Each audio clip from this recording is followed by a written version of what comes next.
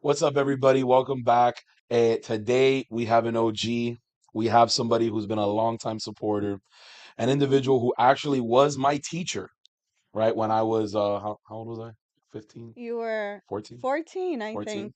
Yeah, Yeah. 14. So 12 years later, Yes. we are now sitting here to talk about schooling, education, Mm-hmm. America, get a little political, get not. So Jenny, could you introduce yourself? Yeah. Who you are, what you do, where you come from, what are your views? Oh my gosh, how Oh, much time do supercharged. we have?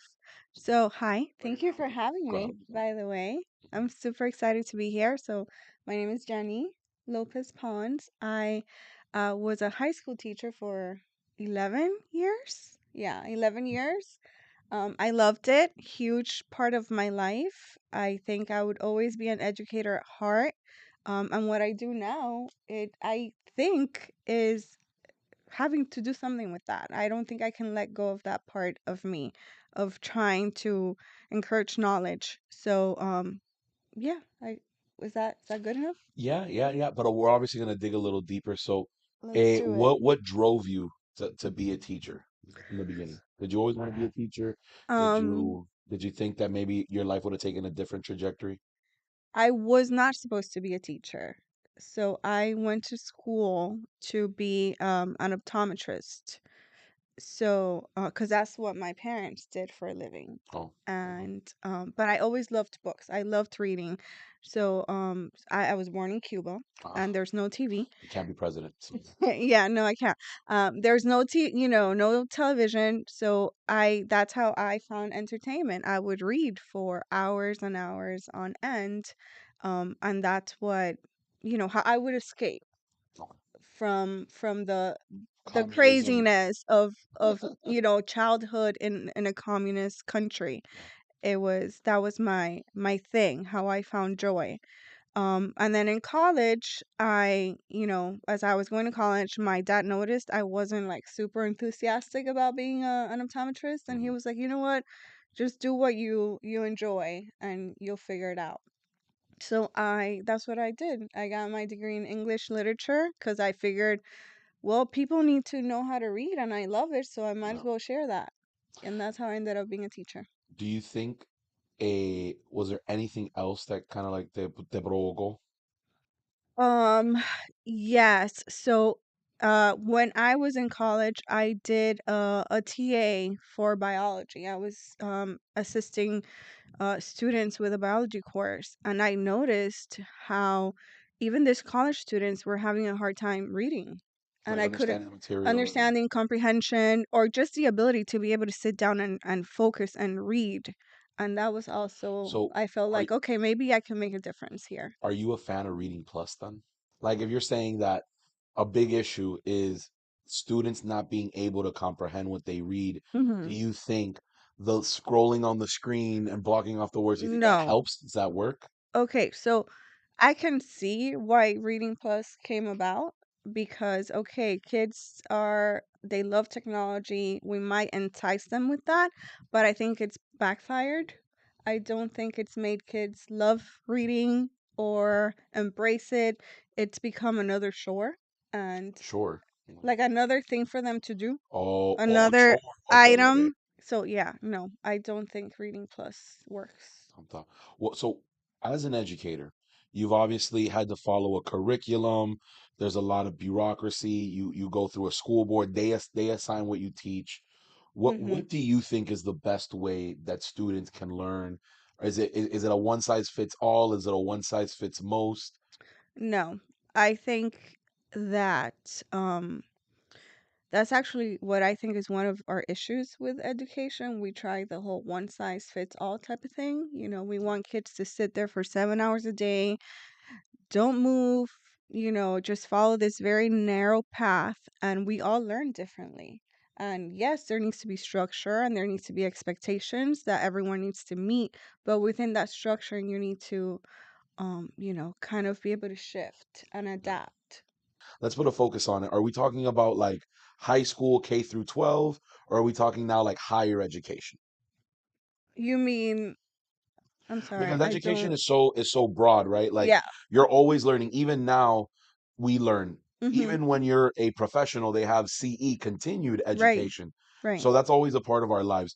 What I'm trying to say is like let's kind of narrow it. Do we want to just stick to the high school, like Yeah. okay, let's stay there.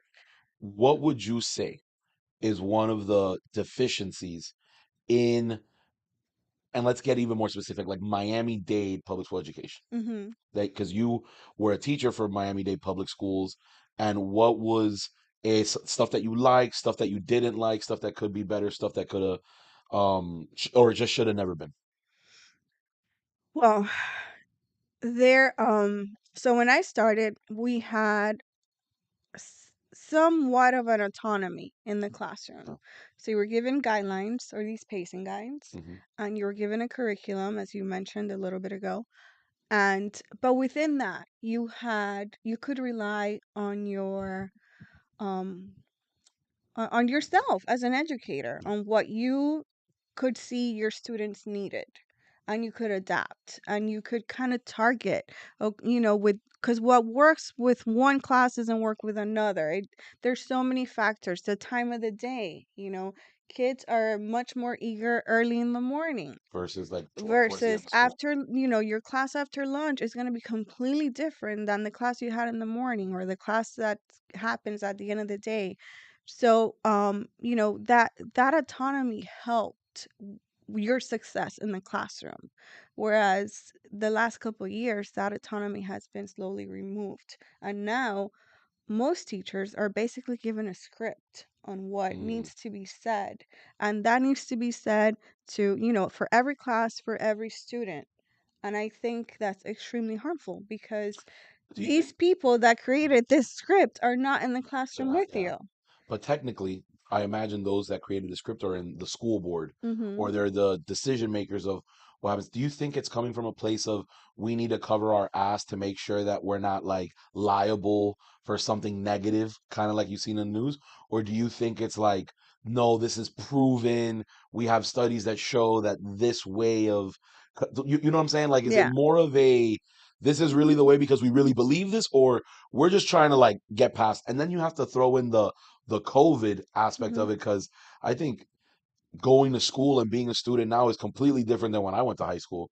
And Yeah. that wasn't like that long ago, but I don't think I would have done well with like online learning or anything like that. I know for sure I wouldn't have done well with online learning, because I'm a visual learner. I'm a kinesthetic learner, meaning like I need to be in when I'm learning. I don't think I would have done well either. But to answer your question, um, let's let's go with people's best intent. Okay. Let's believe Yeah. that the best intent is there for education of the kids. I think that it was most likely done with, let's eliminate as many negatives from the equation. Hmm. You know what I mean? Let's try to control as much as we can, so that we can increase our chances of succeeding, because it doesn't make sense that in a country where kids have so much, we have so many kids reading under grade level, when places where we come from, No, where kids are walking to school, it's like 2 miles. yeah, or they might not even have shoes to wear to walk to school. They don't know where their meal is coming from, which that happens here as well, not to negate that. But in places like where we're from, that's the norm. Kids are learning and they're reading at grade level, and that's not to say the Cuban education system works, and that's a whole separate Yeah, conversation, yeah. because it does not work. And we can we can dive into that if you want to. Because But kids can read. and they're proficient and they have skills and they know how to do math and they Yeah. can. How I come our children can't, when we have all the resources? I remember going, being in school in Cuba in third or fourth grade, and the teacher having to write on the board, because she didn't have a book for all of us to look at. yeah, So she had to take from the book and write it on the board so we could see it. yeah, yeah. Here, We don't have everybody no has a resources. book. We have all but the nobody books in the reads them or world. nobody retains it. That's an interesting point because it's crazy that they'll perform better with way less resources, and yet Hmm. we gloat and pride ourselves with we have it all. Like I remember when I was in elementary school that like you know how now it's standard that in high school they have like those magic boards Yeah. that you can do anything on. Yeah. I remember like being in the one class in the one school that had it, and you were Hmm. like, whoa. Yeah. And now that's just standard, but that didn't improve the No. outcome of our education. Right. And that didn't make us smarter or better students or Yeah. easier to educate as a Yeah. result. So, does that disconnect happen from a motivation of the student? Because, por ejemplo, if you have a student that doesn't want to be there, isn't going to learn, they're not going to take anything. Hmm. But then also, is it on the teacher's end to not inspiring students enough, kind of just being that status quo, passing Hmm. things along? Or is it the school board who kind of puts everybody in a box and Yeah. says, you can't go out of these lines? You know that saying, it takes a village?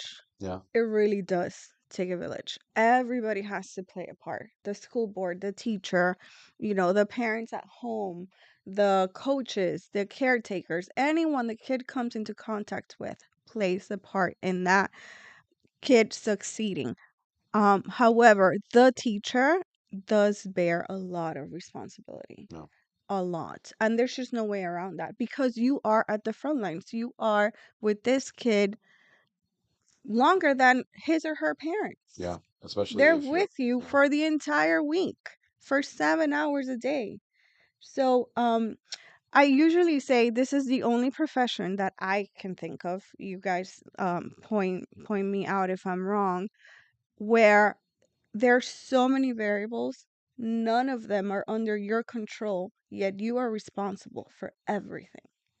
And to me, that's not a bad thing. I love the challenge. I think it's great because even though you think, okay, every day I go, I'm there from 7 to 2:30 Mhm. and this is what my day looks like. Oh my gosh, how boring. It's really not.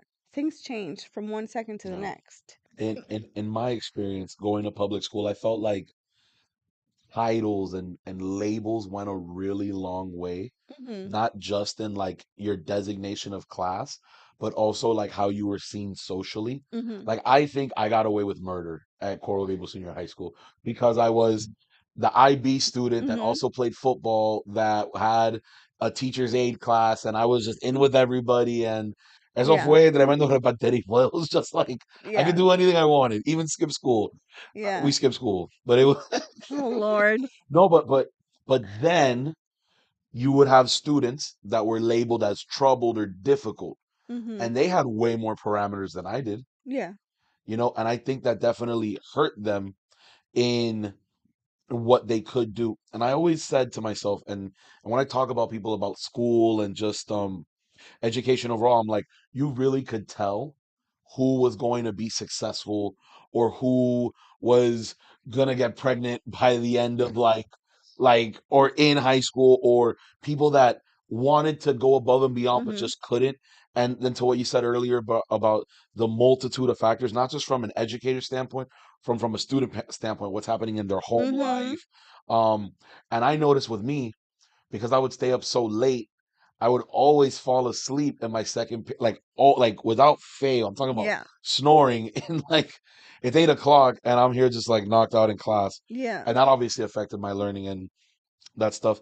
How do you feel about I guess like as of late, Mhm. there's been like agenda pushing, Mhm. both from politicians, school boards, a to what we teach in class, like, and how much of the parents' decision making, and then kind of this whole concept of school choice Yeah. and how it brings in private versus public versus charter as to who gets to pick what we teach our kids, what is said, and why. Well, school choice, I completely agree. You should, as a parent, be able to make a decision of where your child is going to school. Hands down. Period. I could, Whether no it's matter whether it's what. homeschooled, No private, matter and I what. pay for it, Mhm. or public school. Like I get, Yeah. I determine what they know. Yeah. Well, not just what they know, but where they're going to school.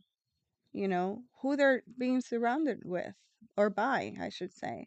What kind of environment do you want them in? Because ultimately, you know your child and you're responsible for your child. Your child might do great in a huge environment like Coral Gables High School, where you have 3,000 students. Yeah. You might be the parent of a child that would be better off in a smaller environment, in a school where there's 300 kids. Or you ultimately know your kid and you should be able to choose what's best for them. Nobody should tell you otherwise. So when you hear, um, I guess elected officials that are like anti-parental choice, what would Mm-mm. you be able to say? So I want you to put yourself in their position. What would you say is the counterpoint to no, if you're in this district, your child has to go there? Because I'll be honest, I can't really think of one except for economy. Like, there's this many students, we have this many resources, we have to. Let the schools handle it. If you want your numbers to increase, do some awesome things. Build some amazing programs. Have great after school activities. Have amazing courses. Have great teachers. School, at the end of the day, whether we like to admit it or not, is a business. Yeah, And you that's a good want to point. be number one, get to work. Because at the end of the day, competition is going to create excellence. Hmm. So, do you think that the way how schools receive federal funding, how school districts get funding, is that the best way to measure success? Or do You you know, think that there should be other alternative funding mechanisms for education? Because obviously, not everybody can pay for a private education. I don't have the 100% answer to that, unfortunately, but I will tell you this. So when I started teaching, at 21, you are naive, for lack of a better word, and you think you are going to make all the difference and you're just ready to get in there, Yeah, pull your sleeves up and do whatever the heck you need to do to make it work. And then the system beats that will out of you, because you think, okay, well, funding, of course, schools need to get funding because how else, does this happen? How do they pay how me? How do else they pay does these this lights? How do happen? But then you start looking around as you are immersed in this world and you think, so how come this school here gets funding and makes it work and has all these amazing things happening, and yet certain schools in certain parts of town who get funding, the don't school's make it work? falling apart. We have mice running across the rooftop. We have bathrooms that are falling apart. We don't have toilet paper. We're in the same city. How did that happen? A I guess that's where the point of bureaucracy really comes into play, because it's about the people. And just to go on your point about when you were 21, all gung ho, want to make all this change, I share the same sentiment because I came into politics thinking like, man, when I knock on this door and I get this I'm gonna vote, make it like it's happen. gonna happen, like that's it. No one's gonna be hungry anymore, Yeah. and it's just not the case. And I think at that point and it's kind of like a hard pill to swallow that like you could try all you want and you could do everything, leave every stone unturned, and it's just not gonna yield what Yeah. you in your heart wish it would do it. I don't think that, at least in my industry, I don't think that's discouraged me. That's just made me realize that you got to get to like a bigger Mhm. league and play at a bigger level, Yeah. because I'm but one fish in this pond, and just because I splash my tail all at once, it's not making waves. Yeah. So I gotta get more fishes with more tails to Right. make and be like at the same time now, whoosh, and then that happens. What do you think is the most effective way to move the needle forward? Is it For banding together as educators and saying we want this? Because we've seen that and it hasn't really worked. And then we've no, seen that in the negative where it's like, no, we want to teach our students about gay sex, and I think we're gonna try and push no, that. You know what I'm saying? Like, no. how does Yeah. Okay. So let me see if I understood your question. You're asking me, how do we bring teachers together? a part of it? Yeah. Okay. Well, oh man, I I I feel like my answer for everything is I don't know. But I really don't know, how do you bring teachers together? First, I would say is offer compensation, you know, pay teachers what they deserve to be paid. They're a huge backbone of the community. They're a huge backbone of society. These people need to be able to teach our children and put food on the table. I know so many teachers that Have a have second job. two, three jobs and then they add more work in the summer. It's really, really, it's a shame, that they are so qualified, they have so much to offer, and they can't pay for, your typical bill. So I would say let's start there. Let's start compensating them. For sure, give them some autonomy back in the classroom. They need to be able to teach without a script, without, being told, okay, if a student asks this question, this is your response. They need to be able to adapt to a student's learning abilities, And I think grasp students, those teachable moments that yeah, you can't really prepare for. That's why we lesson plan, because we have a structure, but within that structure we know instinctively you have to go with the way your class is going. right, like have that freedom, because Hmm. and even from a student's perspective, they know when it's not real. They can tell when something's not working, and I think that's the only way that you have success in the classroom is when you have that transparency and you go, wait a minute, this isn't working. And there's ego involved in that too, because sometimes, as a teacher, you work so hard on a lesson, you don't want to admit it's failing, it's not working. Yeah, So you have to do a lot of self check and go, wait a minute, I this know isn't it. this was great on paper, but this isn't working. And you have to adapt. And you have to adapt on the spot. You don't have time. Yeah, I find it interesting how education, teaching children, like when you say that phrase, Mhm.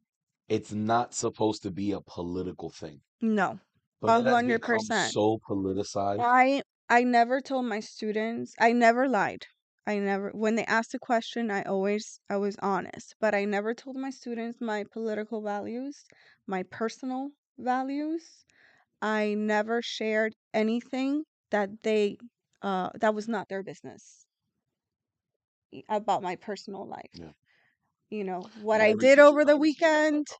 um, you know, what what date I went on, Mhm. that that's not their business.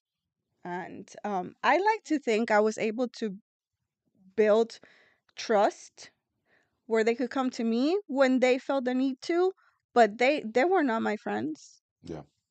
I don't know. You Well, you can speak well, about well, that. they became When they're adults, it's a yeah, different story. I'm happy that yeah, they're in yeah. my life. I mean, I'm so happy you're in my life. One of them became my brother-in-law. Christian is my brother-in-law. He married my sister, Christian Ortega. Oh, Yeah. yeah, yeah. So Mm, she's younger. She's 6 years younger than me. Yeah. Yeah. And he's 30 now. So this was a yeah, back long time ago. Yeah. Um, but no, wait, well, while they're students, our role never changes. I'm your right. teacher, you're my student. We're not friends. Yeah, I'm definitely. here for you. I whatever I need to do to make sure your life is okay, I will do, but we're not friends. And I definitely can see how not every teacher follows that paradigm. Like there is something to be said about too much autonomy, porque después se forma un relajo versus where Well, there is no autonomy and now right. they're so rigid that nothing happens. But this is where you make sure you're hiring professionals, because as a teacher, you need to know that you're there to do your job, and your job is to teach. Your job is to impact knowledge. Your job is not to have a social time, is not to, make sure that everybody's having fun. That's not Right. your job. For that, they need to go to the park. Yeah. While they're there with you, they're there to learn. And obviously, you foster a familial, fun environment because that Yeah. fosters knowledge. But that's that line needs to be very clear, and that's where you need a professional. And something has happened over the last couple of years that a lot of people have seen teaching as a transitional career. Mm. So while they're getting their master's or They'll their teach. Oh, doctorate, okay. they'll teach because they're done early and they can go to class. They have summers off. They have certain, Christmas breaks, Yeah, which yeah. helps with finals if you're in college. Um, so that's brought in a lot of people that are just passing through. And Yeah, if you can't retain teaching educators, has yeah. to be something that has to be a higher calling because it takes so much from you. A lot of people like to say, well, you get the summers off. You're done by 3 o'clock. Yeah, but And no. they don't understand that by 3 o'clock, you've lived so many lives. You've done so Yeah, you're a much. therapist, you're a You've cried accountant. with these kids. You've laughed. You've worried about them because somebody didn't have breakfast. Someone else has a parent that's in the hospital. It's so much. It takes so much from you. Then you're taking papers home, you're preparing for class tomorrow, you're thinking about next week. There're just so many moving parts that you kind of need, yeah, you need the summer off because you need to Recharge. recharge. You Recharge need that. to be a person again. The social meter. Yeah. And do you ever find it that um when dealing with teachers with opposing views, it can kind of make a difficult work environment? Like if teachers don't get along, or like if teachers don't get along with the administration, or Yeah. if the administration is leaning one way over the other. Obviously, that would make things difficult, but again, you're a professional. You're there to do your job. Yeah. And if you don't get along with the person across the hall, bueno, Can't keep it hold to it. That's yourself, yeah. handle it and move on. Is this culture of political correctness in classrooms, does that help students or does that hurt students? Let's play both sides. I think you need to abide by manners and, yeah, manners. Like be polite human being, but politically correct? No, I don't think that has any place in any part of society. Like, what's one example that I've been seeing, and this was something that was a big issue that the school board was actually trying to make sure it didn't happen, Mhm. where they were trying to take away the word slavery from Mhm. history class. They were gonna call it like forced servitude, or like and almost effectively like rewriting history. Mhm. So that's why the school board was very much like, no, you can't take away what Yeah. it is, like. And I think that's an example of it getting like very PC. Like, Mhm. you don't want to say slavery, you don't want to have that like optics of we have this negative history.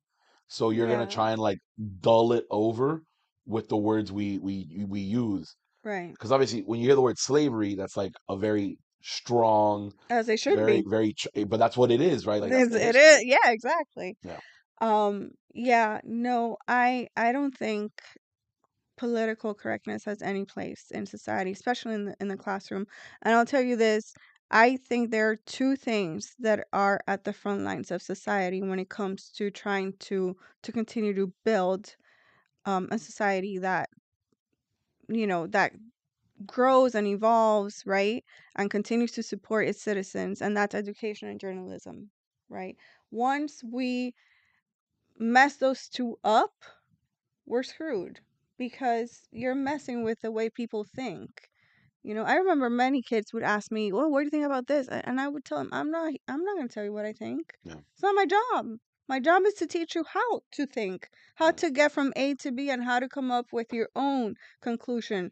You're not here to know what I think. Who cares what I think? I'm just one of 200 teachers here. Yeah. That's almost like the services that you provide to them when Yeah. you think about it. And it's so funny because I make jokes about how like you don't pay me for my politics, you pay me for yours. Mhm. So it's very similar. Like, you're not here to know what I know. You're here to know what you know, Yeah. and how to know it better. Um, what is how do I say this? Like, what would be the biggest advantage to going to a public school versus going to a private school versus going to a charter school? And what do you think is the best education that you can get?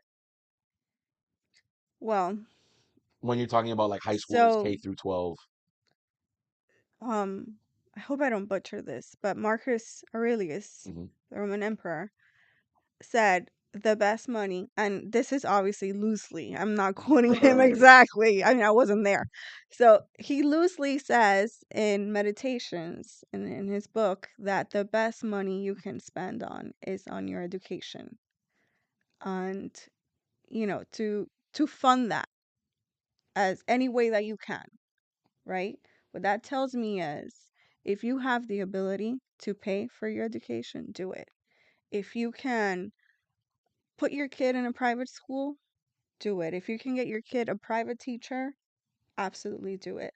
Not everyone has that opportunity, and I don't think they should be expected to. I think we are, as a society, advanced enough to be able to provide education to all our kids. So if you're going to a public school, just, do your homework, do your research, make sure that you're going to a school that more or less aligns with what you're looking for. And charters, I think, are great. I think charters are really serving that in between, that sweet spot of, I want my kid going to a small school where there's more community, family feel, but I can't afford a private school. Yeah. Your charter school is there to help you. A While you were saying that, I was thinking like I'm out of college. Mm-hmm. Like I have not received a formal education, but I'm paying this company to consult me and how to grow my business. So would that fit in the Marcus Aurelius funding for my Yeah, education? you know that there's something that you are seeking, something you want to learn, and you look for the best source to teach you that, and you pay them. Now, is education a right? Like, do we as humans have a right to education? Because education is not a natural law. So No. now I'm gonna shift this conversation into like kind of like a political Mm-hmm. um theory almost. Mm-hmm. So for example, humans, we all have a right to property. Yeah. And that's why I think I'm a little bit more right leaning when Mm-hmm. it comes to these things because you know what's the most important property? The Yeah. self. Your That's why you, intellectual property. yeah, like what's up here, Mm-hmm. what's me physically, I have a right to protect. That's why the Second Amendment is so important because you have a right to protect yourself. A hundred Now, percent. you have a right to express yourself, right? To Mm-hmm. say what you think. But do you have a right to learn? Is that like a natural law? You see what I'm saying? Yeah. I Not get how it you. is with these other rights that are, so to speak, human rights. Like we Mm-hmm. all have them, regardless of what we have. But do humans have a right Yeah. to education? Well, I'll put it to you this way. We've seen what happens when people don't have access to education. We see the descent and the decline that society goes into when there's not a clear cut access to education. So I would argue that yes, it is a right. Every kid should have a right to education. Every kid should know how to read, how to do basic math, and how to be taught how to navigate life in its simplest form, which is something that we are also not doing. You graduate from high school and you don't know how to pay your bills. You don't know how to Oh yeah, no, balance no your one bank knows. No, account. no one knows. Ex- No one knows how to do that. We should know how to do these things. We should know how your credit score works. I think that's more of a like a curriculum point. What I'm trying to say You're is you're looking at the philosophical I aspect of it. really am. And my I'm really, answer is yes, it is a right. and I would say it's not. And I think that You think it's a privilege? no, it is a privilege, but that doesn't mean that not everybody should seek it. And this is where I guess I take a very What do no, you mean? no, escúchame, escúchame. This is Yeah. where I'm getting at a very like libertarian approach. Mhm. And this is like I don't want to sound like too like purge like energy right now, but the reality is that and it's kind of going back to what you said, because I think the trigger for me has been what Marcus Aurelius said, is that we should seek knowledge, and investing in it is the best we could do. Mhm. There are people who choose to not learn. 100%. There are people who choose to not learn. There are people who choose to not learn that sit in a public school setting, not learning anything, going against whatever this grain is. Mhm. Because I am such a proponent of you doing whatever you want, you can self-determine, Mhm. that's their choice. That's by the same stroke why homelessness is a very difficult situation, because a lot of the times that is It's their choice. their Yeah. choice. The same stroke, it's someone's choice to put their kids in public school. It's somebody's choice to seek more information, or like you said, do their research with the resources that they have. Of course, in education there is a component of resources. Can I do this? Can I afford it? Is this in my best interest? Mhm. So I think that the access to education should exist, but is it a right? Like, you, by being human, have a right to get this education sponsored by the government? I don't I see know. what you're That's saying. what, like, Yeah. and I don't want to come off as somebody who's saying like, let's erase public schools, let's Mhm. erase all this bureaucracy. But something that Vivek Ramaswamy said, especially in the debates, was that a lot of these agencies, a lot of these sectors of our government have grown so much Mhm. that they have lost sight. And I actually think if you made education so competitive, so, hey, I'm for sure not going to put them there because I know that these teachers suck, or this isn't the environment I want my kids to grow in, Mhm. that then education quality will rise. I That agree with then you. people will be more motivated to Mhm. do it. And also, when you start seeing education as a privilege, you won't take things for granted. And I Yeah. think a lot of students, especially nowadays, for whatever reasons, like, it's very hard to say in this Mhm. conversation, this is the one reason that students don't pay attention. It was COVID.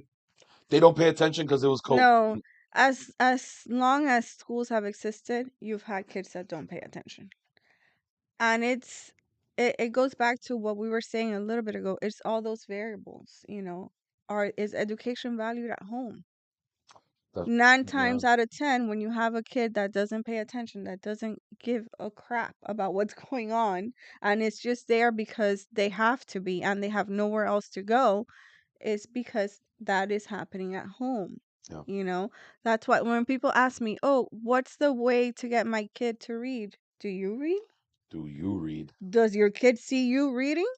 Mm, If your kid doesn't see you that's reading, tough. that kid's Yeah. not going to read, my friend. You know, it doesn't matter how many books you buy them. You need to lead by example.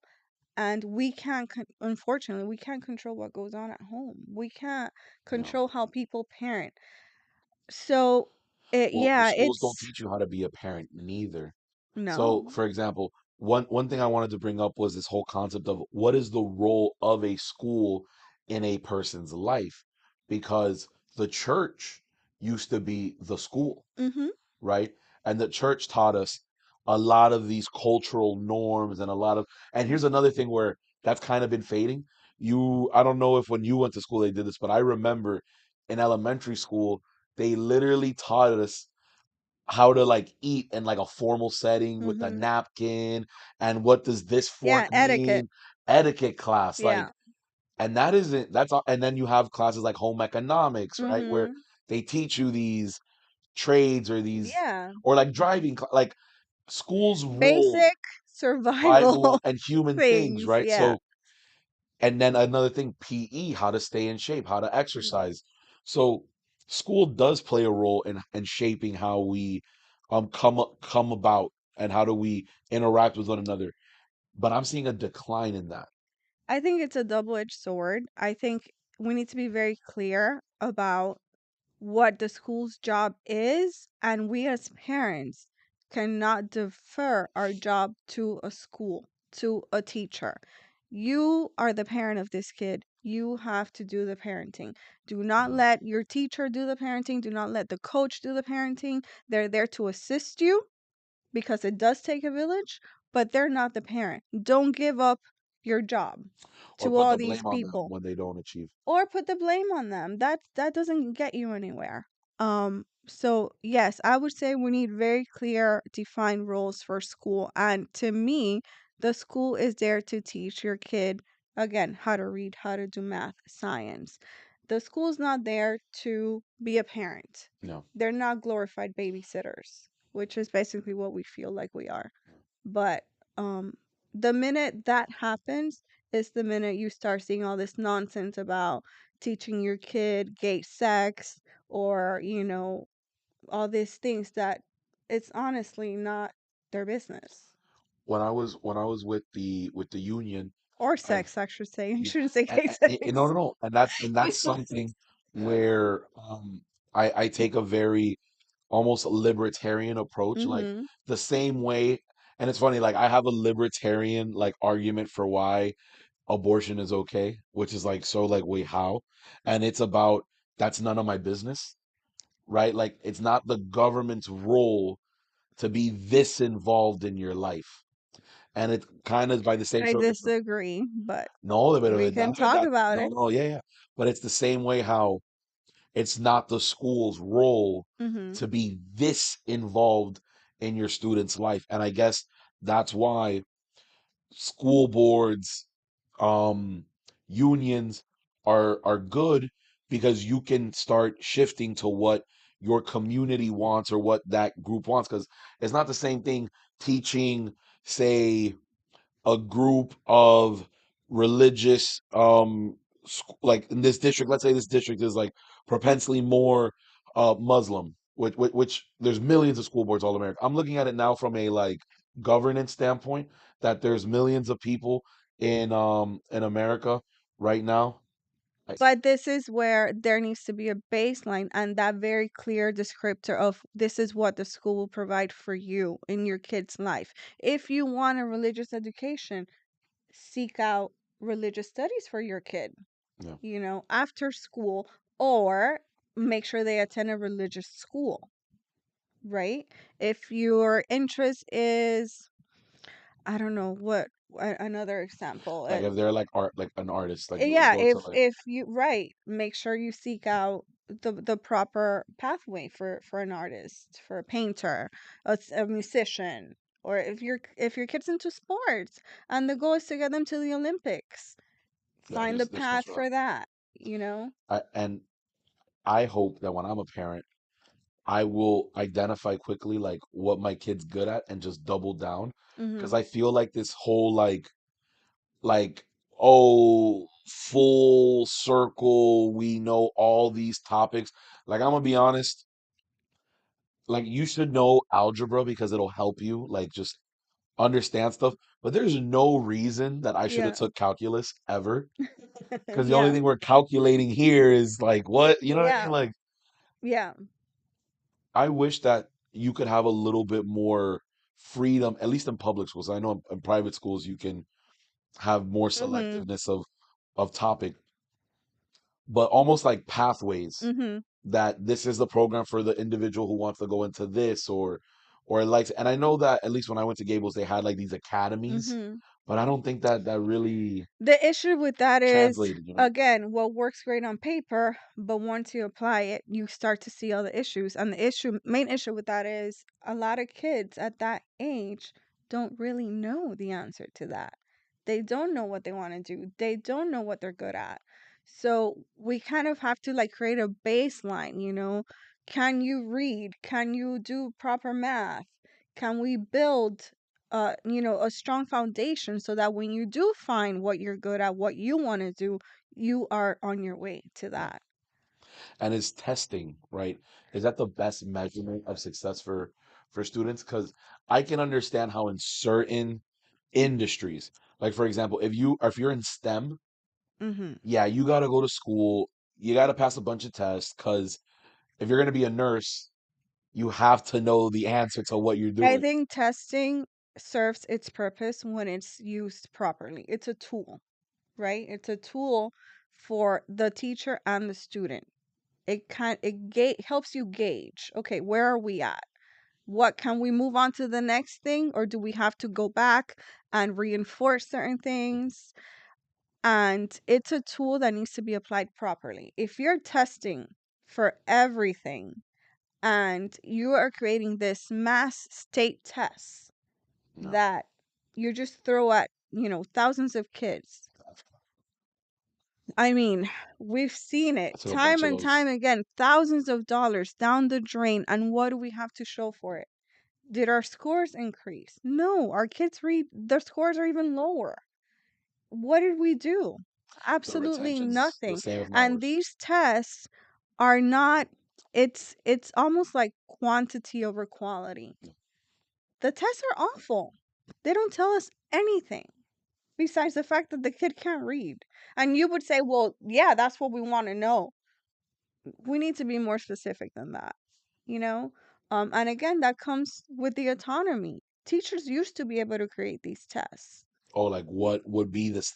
Like the teacher would be able to say, "Hey, this is the standardized test that You will would, apply in this." yes, you used to be able to, so there used to be a midterm and a final, and you used to, within the curriculum, and obviously you could work with your department and everybody would share a test, or you would share some parts of the test, or you would create your own test. And based on your curriculum, not your curriculum, but based on what Your you had lessons been and what you, able to yeah. accomplish up until that point, and test and see, okay, where are we at? How did we do? But then pressure comes in and you're told, why is your passing rate, So low. so low?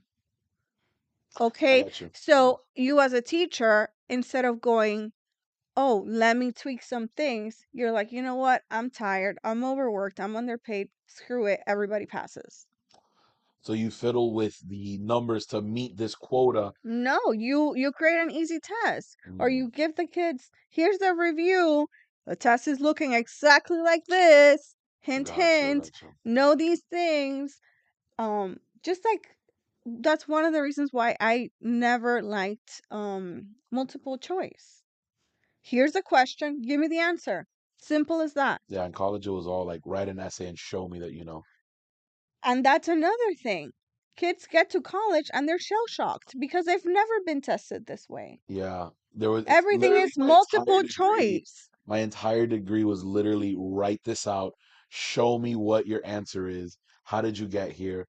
And I definitely think IB prepares you for stuff like Mm-hmm. that, but I can definitely see like not everybody. Yeah. And then FIU is kind of hard. I'm not gonna lie, FIU is kind FIU of tough. is tough. It's Yeah, a tough FIU is kind of hard. school. Especially, and if you don't come from the IB background where you've had some rigorous, testing and education, it's shocking to all of a sudden Yeah, be taught like that. And that's how we should be teaching the kids from the beginning. I can't tell you how many arguments I had with department heads because I would submit my tests and they weren't multiple choice. And yeah, they had to be multiple multiple choice. And choice. I didn't understand why. I still don't understand why. Yeah, Just because somebody decided it had to be like give me a valuable reason. And it was awful. yeah, and I can see how they take away your decision making because at that point when you were making your own And then tests, they would tell me, "Oh, but you're making it harder on yourself because you have to read." I'm like, "That's my job. I want to sit there and I want to read what this kid that's wrote the because I need evaluation. to be able to know what exactly Yeah, does this kid know so that I can adjust and I can help them." yeah. But no, it was they wanted me to be able to run this Cantron, have the little machine tell me, have offer percentage, and be done with it. What would you tell current teachers now? Oh my gosh, my hat's off to you. And I mean the actual teachers, not the passerbys, not the ones that are just in it because they need a Yeah, yeah, yeah. master's degree. Yeah, kudos to you for staying in a profession that's so tough. Um, and hang in there. And I hope you're okay. You And know, what would you tell students that are in K through 12 now? you be, I believe it's a right to be educated, but it's also a privilege. There are many people in the world. There are many kids in the world that have to walk barefooted thousands of miles to sit in a school that's the size of this room without a book, without a notebook, without lunch, and they do it and they look forward to it. You are in a place where you have the best, quote unquote, of the situation. Make it work for you. Take embrace the opportunity that you're there. And if you have an awful teacher, which we've all had those experiences, try to make the best of it. Unfortunately, I think there's always something to be learned, even if it's what not to do. Try to embrace that. Get yourself an education. Ultimately, it's in your hands. If you truly believe that's what you want, get yourself an education. You have all the resources. It's a privilege. It's just a privilege. It is. Ultimately, it's a privilege, but I do think that in some basic level, every kid has a right to know how to read and write. Damn, when you say it like that, you make it sound like a villain. You're not. You're not. And I honestly believe that it's a privilege to be sitting in a room with AC and a tablet Say, and a teacher there available to you. And or that the resources you are there know, for you because not every place in the world. But I yeah. would say that those students value it way more. Probably learn, Yeah. ironically, better because they understand. Okay, they have to make something shake. Yeah. They know that ultimately this is for their self-development and this is going to serve their future. And Where American a students are lot of bugs. American students don't understand that, don't internalize that. We take it for granted. We take it for granted. Absolutely. Yeah. Yeah. Well, Yeah. Jenny, muchísimas gracias. Thank you Thank so much you. for giving us this insight on kind of what teachers go through, currently going through, and just talking through it. Thank you. My pleasure. Thank you.